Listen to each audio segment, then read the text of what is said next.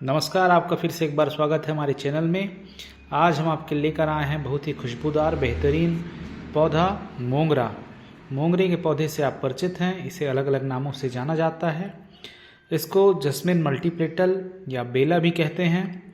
इसके बारे में हम सारी जानकारी देंगे। इसको कैसे उगाएं, कैसे इसमें अधिक से अधिक फूल पाएं और कौन से खाद का इसमें उपयोग करना चाहिए, देख रेख के बारे में जानकारी। परंतु सबसे पहले यदि आप हमारे चैनल पर नए हैं तो हमारे चैनल को सब्सक्राइब करें ताकि इसी तरह के अच्छे वीडियो आपको दिखाई देते रहें और जैसे ही हम नए वीडियो डालते हैं आपको जानकारी मिलता रहे। चलिए आगे बढ़ते हैं। आप देख पा रहे हैं एक हरा भरा मोंगरे का पौधा जिसमें ढेर सारी कली लगी हुई है। ये मेरे आंगन में लगा हुआ है और रात्रि के समय मैंने ये इमेज लिया हुआ है। आप देख पा रहे हैं ढेर सारी कली है, अलग अलग पॉट में लगा हुआ है। तो कैसे साल दर साल मैं अपने मोंगरे को मेंटेन करके रखता हूँ जिससे अधिक इसमें फ्लावरिंग हर साल होते रहता है, वो सारी बातों की जानकारी मैं आपको दूंगा। मोंगरा एक बहुत ही अधिक मधुर खुशबू वाला पौधा है और इसकी खुशबू अन्य फूलों की तुलना में सबसे बढ़िया है। इसमें एक सुंदर शीतलता का एहसास इसके खुशबू से होता है, परंतु धीरे धीरे इसके पौधे पुराने होने पर उसमें फ्लावरिंग कम होने लगते हैं। पौधा तो बड़ा हो जाता है पर ज़्यादा फूल नहीं आते हैं। आइए इस समस्या का समाधान पर हम चर्चा करते हैं। आप जो देख पा रहे हैं ये इस समय फरवरी के मौसम में है। इसमें फरवरी के मौसम में ठंड के दिनों में पौधा जो डॉर्मेसी में चले गया रहता है उससे बाहर आना चालू करता है। तो फरवरी के लास्ट में आप इन पौधों को रीपॉट करें, गमले से बाहर निकाल के इसके रूट बॉल को साफ करें। आप देख पा रहे हैं पौधे में पत्तियां कम दिखाई दे रही हैं और साथ ही साथ इसमें खरपतवार भी उगे हुए हैं। तो हम खरपतवार को साफ करेंगे और इसकी मिट्टियों को बदलेंगे। इसके लिए जो इसकी पुरानी मिट्टी है उसमें 50% हम वर्मी कंपोस्ट या लगभग 40% गोबर की शुद्ध खाद है तो उसको मिक्स करते हैं और रूट बॉल को साफ करते हैं। चलिए इस क्रम को हम आगे बढ़ाएं। आप देख पा रहे हैं गमले में यहाँ पे 4 पौधा मैं दिखा रहा हूँ। इसके अलावा ढेर सारे पौधे मेरे पास हैं, उनके बारे में भी देखेंगे। तो सबसे पहले आप गमले से मिट्टी समेत पौधे को बाहर निकालने के लिए इस प्रकार धीरे धीरे गमले के चारों ओर से थपकी मारें जिससे ये पूरा मिट्टी का सेट इस प्रकार से बाहर निकल जाता है। आप देख पा रहे हैं पूरा का पूरा मिट्टी बाहर निकल गया। गमले को किनारे रखते हुए हम लोग इस पौधे के ऊपरी गमले मिट्टी के ऊपरी हिस्से से खरपतवार और मिट्टी को साफ करेंगे। आपको लग रहा है ऊपर की मिट्टी उपयोगी है पर उपयोगी नहीं होता है वो, क्योंकि पानी डालने से उसका न्यूट्रिशन नीचे चले गए रहते हैं। तो इस प्रकार ऊपर के लेयर का मिट्टी आप अच्छी तरह से साफ कर लें। साफ करते वक्त इस बात का ध्यान रखें कि खरपतवार जो होगा उसको भी निकाल दें। इसमें आप देख पा रहे हैं गमले के से जब मैं निकाला हूं तो इसमें रेन लिली के भी पौधे दिखाई दे रहे हैं। तो रेन लिली के पौधे दिखाई देने का कारण ये होता है कि बगल में खिले हुए थे वो आ गए हैं और रूट इस प्रकार आप देखिए बहुत अधिक बाहर में दिखाई दे रहा है। यही रूट नए रूट नहीं आने देता, नए जड़ की वृद्धि को रोकता है जिसके कारण फ्लावरिंग रुक जाती है। आपस में ऐंठ कर वो गोला बना लिया रहता है जो जड़ों को बढ़ने के लिए जगह नहीं देता। तो इस प्रकार नीचे की मिट्टी को साफ कर लेंगे और रूट अतिरिक्त है उसको कट कर लेंगे। इस बात के लिए आप बिल्कुल ना डरें कि रूट कट करने पर पौधे को नुकसान होगा। हम अतिरिक्त रूट को ही कट कर रहे हैं। तो ऊपर का मिट्टी का परत और नीचे का मिट्टी का परत हम निकाल लेंगे चारों तरफ से अच्छी तरह सावधानीपूर्वक का मतलब यह है कि जो हमारा मेन स्टेम है उसको नुकसान ना हो, ऐसा ध्यान में रखते हुए हम चारों तरफ से। आप देख पा रहे हैं ये 12 इंच का गमला है। यहाँ पे देखिए एक रेन लिली का बीज जो है छिटक कर इस पर उगा हुआ है। इस प्रकार कई सारे खरपतवार हो सकते हैं। नीचे की ओर देखेंगे तो आपको रूट बॉल स्पष्ट दिखाई दे रहा है और ये रूट बॉल ही आपके पुराने पौधे में नए फूलों को आने से रोकता है, क्योंकि जड़ों में यदि वृद्धि ठीक से नहीं होगी तो पत्तियां तो ऊपर से हरे भरे दिखाई देंगे परंतु इसमें फ्लावरिंग नहीं होगा। तो इस बात को ध्यान में रखते हुए हर साल इसमें से हम मिट्टी को निकाल देते हैं और नई मिट्टी इसमें भरते हैं। नई मिट्टी भरने के लिए भी आपको दिखाऊंगा। तो आप देख रहे हैं कि चारों तरफ से मिट्टी निकालने के बाद जो मेन इसका रूट बॉल था वो चारों तरफ से निकल चुका है और ये 1/3 बस शेष है। तो 2/3 हिस्से में हम पुनः मिट्टी को उपचारित करके रख डालेंगे और हमारे उपचारित का उद्देश्य कहने का तात्पर्य होता है कि इसमें हम अच्छी तरह से मिक्स कर लेंगे वर्मी कंपोस्ट को। यदि वर्मी कंपोस्ट नहीं मिलता है तो लीफ कंपोस्ट या फिर गोबर की खाद। गोबर की खाद कम से कम 2 साल पुरानी ही हमको पौधों में गमले में यूज़ करना चाहिए। क्यारी में आप 1 साल पुराना यूज़ कर सकते हैं, पर गमले में कभी भी 2 साल से कम पुराना यूज़ ना करें। इस प्रकार हमारे पास जो मिट्टी है वो इसी मोंगरे के पौधे से प्राप्त हुआ है। एक और गमले से मैं निकाला हूँ, इसको आप देखिए, नीचे चारों तरफ जड़ ही जड़ है। अब ऐसी स्थिति में आप कल्पना करें कि नए जड़ कहाँ से निकल पाएंगे। तो इसलिए अब देखिए इस रूट बॉल को काट के हम इस प्रकार से अलग कर लेंगे और इसमें बिल्कुल भी घबराने की ज़रूरत नहीं है कि हम जड़ों को नुकसान पहुंचा रहे हैं। हम जड़ों को नुकसान नहीं पहुंचाना, उपचारित कर रहे हैं। जैसे आप जानते हो कि ढेर सारे पौधों में हम तने की कटिंग करते हैं, ठीक वैसे ही कई पौधों में हमको जड़ की भी कटिंग करनी होती है। तो ये देखिए पूरी तरह से एक गुच्छा बना हुआ है जड़ का। ये तो इतना अधिक घना हो जाने के कारण ही हमारे मोंगरे के पौधे में, अब यदि इसको मैं साफ़ नहीं करता तो इस सीज़न में इसमें फ्लावरिंग नहीं होती, या चूँकि पिछले साल साफ़ किया था तो आधी होती है और क्रमशः साल दर साल इसका जो दर है वो घट जाता। ठंड के दिनों पर इसमें खरपतवार भी उगे हुए हैं, तो उस खरपतवार को सफाई मैं कर रहा हूँ और इस प्रकार आप भी पूरी परत को मिट्टी को निकाल लें। नीचे तो काट के हमने निकाल ही दिया था और अगल बगल से भी मिट्टियों को हम झड़ा लेंगे। ये कंप्लीट जो मेन रूट बचा हुआ था उसको रखेंगे और यदि कोई पौधा इस प्रकार से अलग हो रहे किनारे में है तो इसको अलग कर लिया हमने। इसको नए गमले में शिफ्ट कर लेंगे। देखिए एक नया पौधा इससे तैयार हो गया है।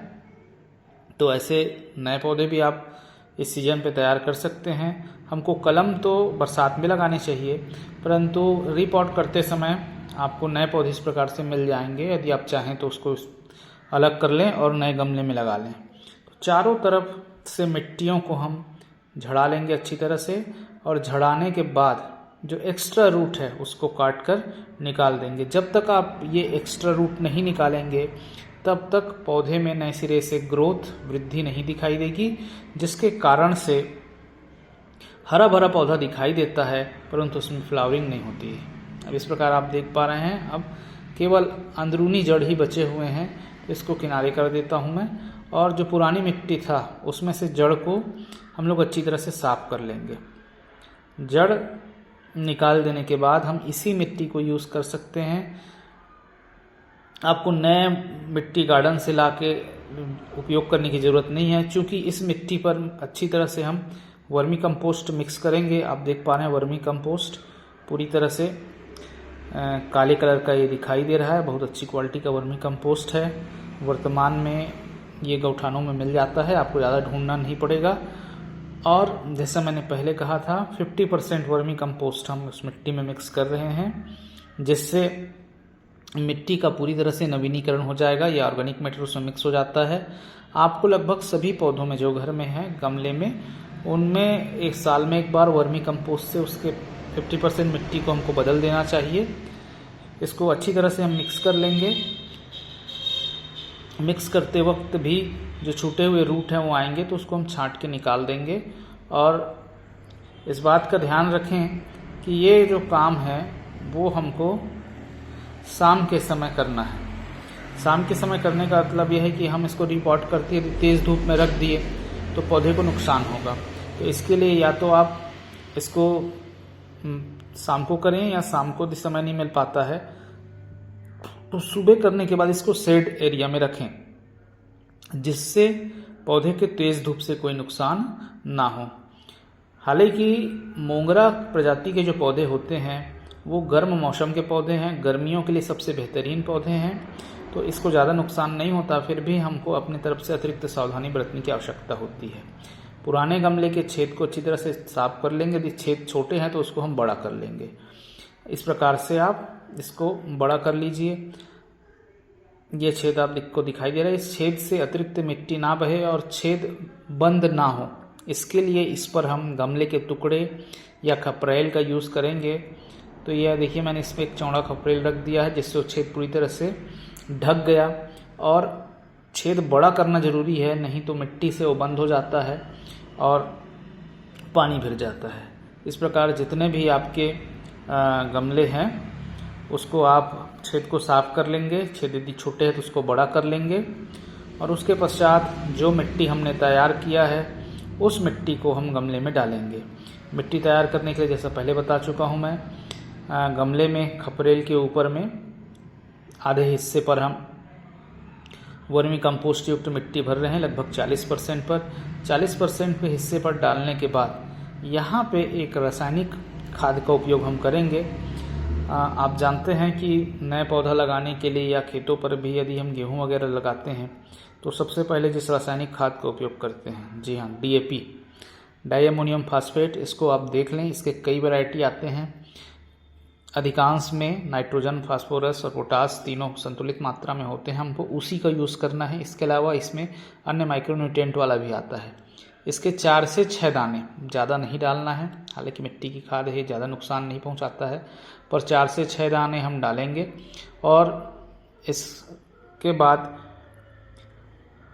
थोड़ा सा मिट्टी डालने के बाद हम अपने पौधे को उस गमले पर पुनः बैठा लेंगे।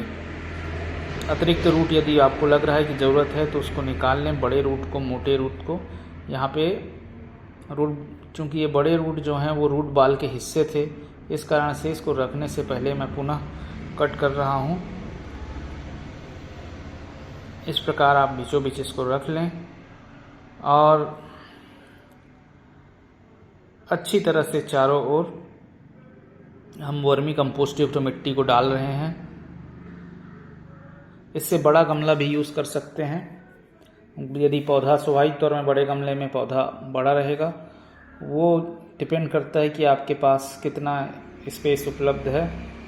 और परंतु ज़्यादा बड़े गमले में उसको इसी प्रक्रिया में रिपोर्ट करने में, नई मिट्टी डालने में परेशानी होता है, इसलिए मध्यम आकार के गमले ही अच्छे होते हैं।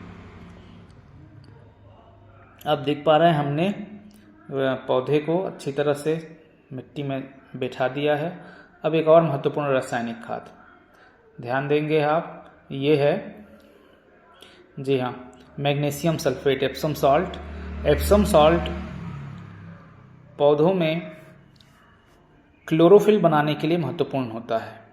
इसका 1 से 2 ग्राम, मात्र 1 से 2 ग्राम पर्याप्त होता है छिड़काव करने के लिए। परंतु यहाँ मैं सीमित दाने, आप देख पा रहे हैं, एक गमले में मैंने लगभग आधे ग्राम एप्सम साल्ट लिया है। और एप्सम साल्ट डालने के पश्चात फिर से मिट्टी डाल देंगे हम। और ऐसा करके एक एक करके हम जितने भी हमारे गमले हैं उसको तैयार कर लिए हैं। यहाँ पे भी 4 गमला मैं आपको दिखा रहा हूँ।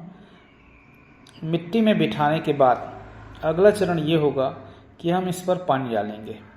पानी हमेशा गमले में रिपोर्ट करने के बाद, चाहे पौधा अधिक पानी वाला हो या कम पानी वाला, हमको पानी डालना होता है। हम यहाँ पे NPK 19 ले रहे हैं। इसको 1 लीटर में 1 ग्राम के हिसाब से घोल लिए हैं, तो ये 5 लीटर के में 5 ग्राम के आसपास। और इसको NPK युक्त पानी हम डाल रहे हैं ताकि जड़ों को जो तत्कालिक नुकसान पहुंचा था उसका उपचार हो जाए, पत्तियों को भी NPK मिल जाए। तो यहाँ आप ध्यान दीजिए, हमने 3 रासायनिक खाद का उपयोग किया है। DAP का, जो वास्तव में NPK ही होता है परंतु मिट्टी का खाद है। घुलनशील NPK लिया हूँ। इसके अलावा मिट्टी में ही मैंने मैग्नीशियम सल्फेट डाला है।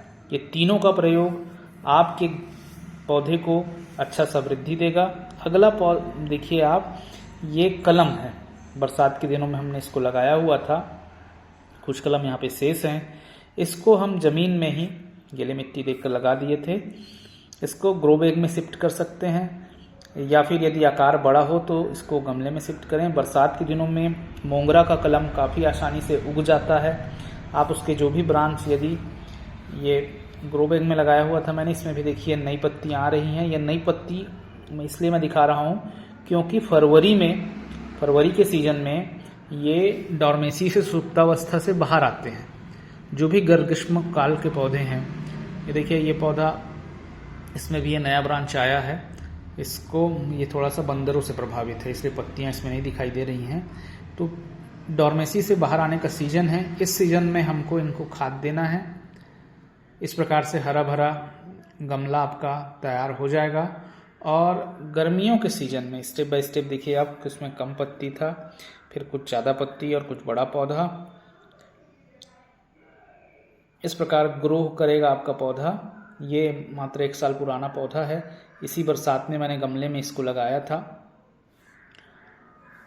और धीरे धीरे उसमें फ्लावरिंग स्टार्ट हो जाएगी। गर्मी की शुरुआत में ही आपको ऐसे 1-2 कली दिखाई देना चालू हो जाएगा। जैसे जैसे धूप बढ़ते जाता है वैसे वैसे मोंगरे के पौधे में फूल आने लगते हैं। मोंगरे का पौधा गर्मियों के सीज़न का पौधा है। चूँकि गर्मियों में हमारे गार्डन पे ज़्यादा पौधे फूलदार नहीं होते, तो मोंगरा आप ज़रूर लगाएं। और खुशबू से तेज़ धूप में भी घरों में यह हरियाली लेकर आता है। ना केवल हरा भरा आपका घर दिखाई देगा, परंतु प्रतिदिन इसमें जब शाम को फ्लावरिंग होती है तो खुशबू से घर आंगन महक उठते हैं। कई बार तो इसके जो फूल हैं वो अत्यंत खुशबू के कारण कीट को आकर्षित करते हैं रात को, और भंवरे और तितलियां इसके चारों ओर मंडराती हैं। तो एक नेचुरल इकोसिस्टम हमारे घर में पैदा होता है। आशा है आपको वीडियो पसंद आया होगा। इसी तरह से नए वीडियो की जानकारी के लिए, पौधों की देख रेख के लिए आप हमारे चैनल को सब्सक्राइब करें और सतत रूप से हमारे नए वीडियो को देखते रहें। धन्यवाद।